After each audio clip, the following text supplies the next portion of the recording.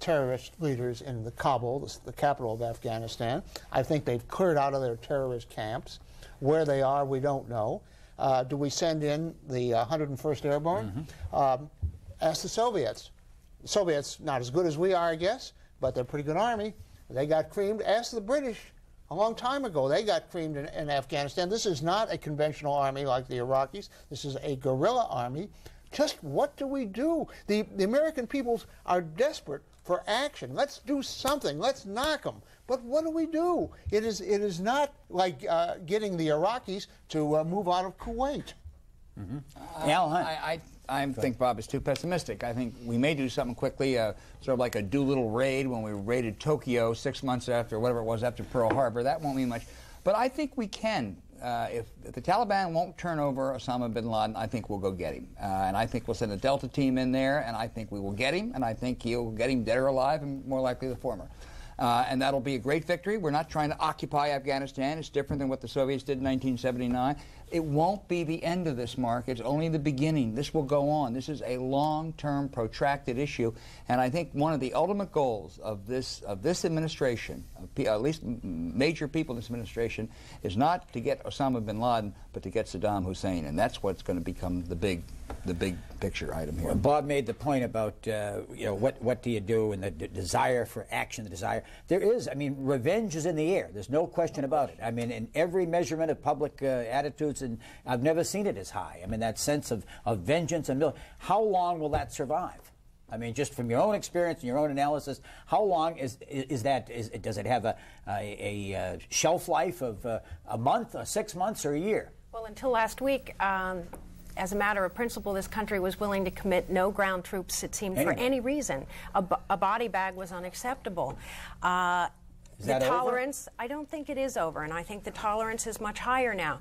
I do think you're going to have some successes, however, and not get mired in a country where, as Bob says, neither the Soviets nor the British were able to succeed. But I agree with Al. I think we are going to be able to get him. What we're not going to be able to do is to get the whole network. Right. This is going to be very difficult. This is going to involve over, we're talking about years. We're not talking about months. We're talking about the loss of a lot of American lives in this over the long run. Where we're are we going to lose? Well, were you in Afghanistan, in the Middle East? We sent an expeditionary force to Afghanistan. Bob, if we're going to have a war on terrorism, you have to get them and you have to kill them. I mean, you don't have any other choice. Now, if you want to stop it, but if you do that, there are going to be tremendous casualties, and there are going to be retaliations. Mark, I'm not a military planner, so I'm not exactly sure what our military planners spent much of today planning. I do know this, though. I do think that the people who think that the American public will not stand for casualties really exaggerate the American public concern. Polls showed, Bob, during the Persian Gulf War, people were being told constantly that war was going to cost us thousands of body bags. It thank God, didn't.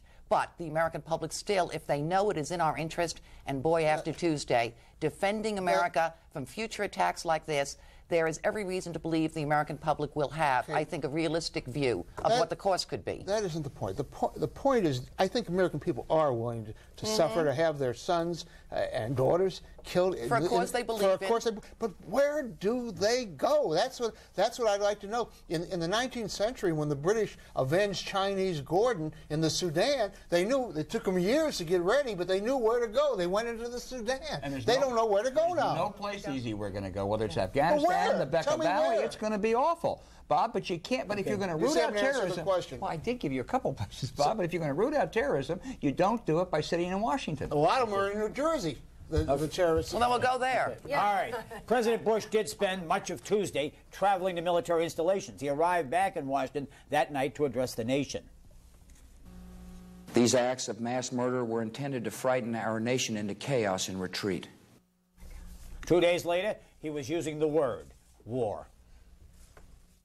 My resolve is steady and strong about winning this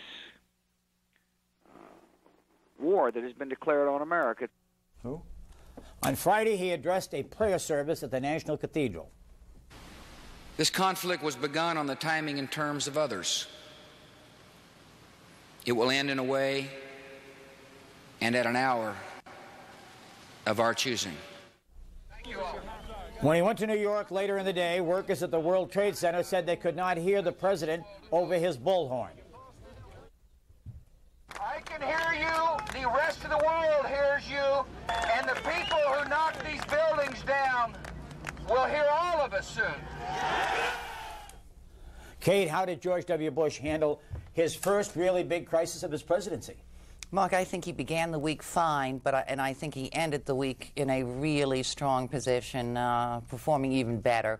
I think he completely filled the suit of that office on Friday. I think his speech at the National Cathedral was very effective and a difficult kind of speech to do. And I didn't see him more comfortable all week than in Lower Manhattan with those rescue workers, where he just seemed utterly comfortable talking with those brave individuals. So I think he came through, and the polls certainly seem to indicate the public overwhelmingly agrees. I think he came through the week in a really strong position. Al Hunt, the president's polls are stratospheric. The question, is it a rally to the flag, and the president is the flag at this point?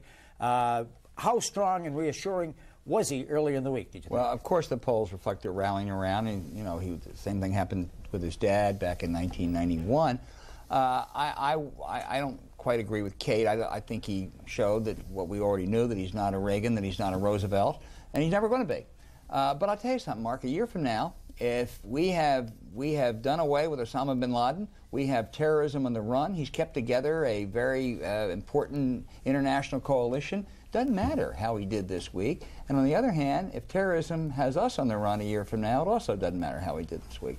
He's going to be judged by deeds, not words. Bob Novak. I think he was off to a shaky start in the first day, because if you listen to the security people, if you listen to the Secret Service, they'll never let you do anything. I don't think he would even come back. The flying around, going to Offutt Air Force Base in Nebraska. I don't think they would even let him come back that night. I know he wanted to come back immediately, but they said Air Force One was being threatened. And that is the problem for any president. At the time of the Bay of Pigs, I'm sorry, at the time of the Cuban Missile Crisis, they wanted Kennedy to go out to Camp David, and he refused to do so. But I thought the president ended up very well, but the American people really do gather around a president, and I think the if that Al mentioned, if Osama bin Laden is in custody or killed, and terrorism is killed, then he's a great hero. Yeah. But this is an enormously high hurdle. Margaret Carlson. It helps that we're all rooting for him, because you're just kind of push him through those speeches and make it good, because we all want to feel reassured. It was a bad beginning. I thought the phone call with Rudy Giuliani was particularly bad, not just because he was wandering around on the phone, but Rudy Giuliani had proved himself to be a great leader this week. And, I mean, somebody called him Churchill in a Yankee cap. He was FDR in a fire jacket. He was everywhere, and he was in charge. And he gets to leave office on a grace note as a result of it. He does. He should. But I agree with Kate. When he got to Lower Manhattan and he was standing with his arm around the firefighter in the midst of the pipe fitters and the steel workers and the rescue workers, and thanked them for all of us, because they did keep the country together. He was at home among those heroes. All week he was totally authentic. Heroes. And don't forget, he's president. Had he been governor of Texas in a like position as Rudy Giuliani, he might well have been operating differently. You know what I thought was... What a difference a week makes. A week ago, the cover of Time magazine, whatever happened to Colin Powell. I think Colin Powell was seen. Colin Powell, Don Rumsfeld, seasoned team around him, and all the rest of it. Where was Dick Cheney? That was what I was going to say. Where was Dick Cheney? The most humiliating thing about this week was on Thursday morning, they sent the vice president to Camp David because they didn't want the president and the vice president together in Washington. Now, that is another victory for terrorism, and we haven't heard of him because he's out for safekeeping in Camp David. That is when you listen to the security people, you make bad... We didn't hear from him the first 3 days. People, I mean, I am so stunned that these people will do. They're so experienced. I mean, I agree with you totally. But why does a Dick Cheney not say no? You disagree with me? No, I agree with you totally. I'm wondering. My question is, where was he the first 3 days? I mean, why? I mean, if you're looking for reassurance, what the country is looking for, I mean, Karen Hughes is not reassurance. I mean, she's a counselor to the president. Why wasn't the vice president? When Bush was in that bunker, Cheney should have been on TV at the White House, and his absence is mysterious. That would have made the president look bad. That's exactly why. You think I agree with that. He was instrumental in all the deliberations, but I think he decided purposely not to upstage. He shouldn't be at Camp David now, though. They turned him into a non-person. He should not be out of sight. I mean, I saw more Paul Wolfowitz than I saw him. I also want to add my voice to Don Rumsfeld. I thought behaved incredibly well at the Pentagon. He tended to the casualties over there. He was in charge, and I thought it was a very impressive performance for the Secretary of Defense. All right, Newsmaker of the Week is Democratic Congressman Robert Matsui of California. Robert Matsui, age 59, residence Sacramento, California, religion Methodist. He's a graduate of the University of California at Berkeley and the Hastings College of Law in California. Sacramento City Council member for 8 years, elected to the United States Congress in 1978. Al Hunt sat down with Congressman Robert Matsui earlier this week. Congressman, after Pearl Harbor, Americans rallied around a great cause. The one sour note was the anti-Japanese American hysteria. As a child, you were interned in one of those infamous camps. Do you have any fears today that there's a similar reaction to Arab Americans?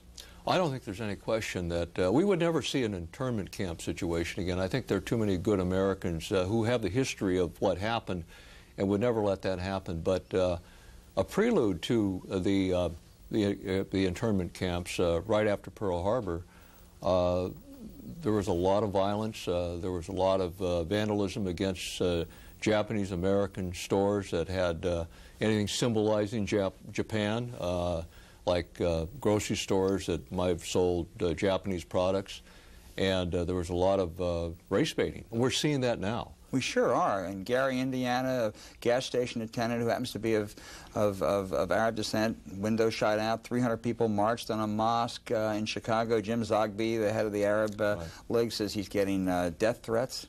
It's a real dangerous situation. Thank goodness President Bush, former President Clinton, all the major elected officials have been saying we need to temper our remarks.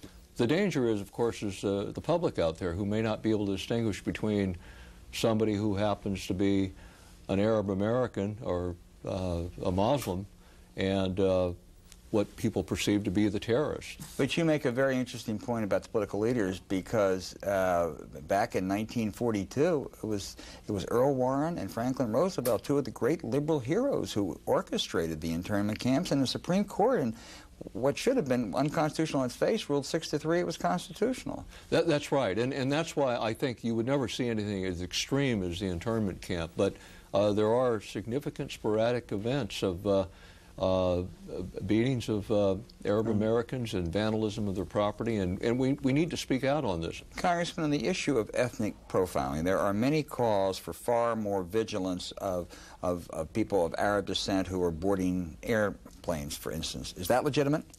I think it's always legitimate from a law enforcement tool that if a certain group of ethnic individual has been accused of committing a crime, that you've got to look for that person, you've got to describe that person. But a random stopping of people of the Arab Americans would be certainly intolerable, and that should be a violation of the Constitution of the United States.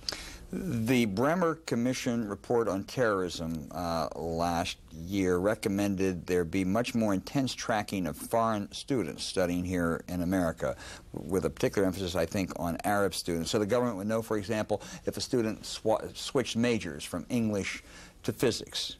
Should we do something like that? No, in fact, I think that would be something that I would find to be somewhat intolerable. That's somewhat what happened to Japanese Americans. There was a belief, there was no espionage, there was no case of disloyalty among Japanese Americans, but there was a belief that Japanese Americans would be loyal to Japan. And so basically they profiled all 120,000 Japanese Americans that happen to live in the United States. My mother and father, they were in their early 20s, and I was 6 months old.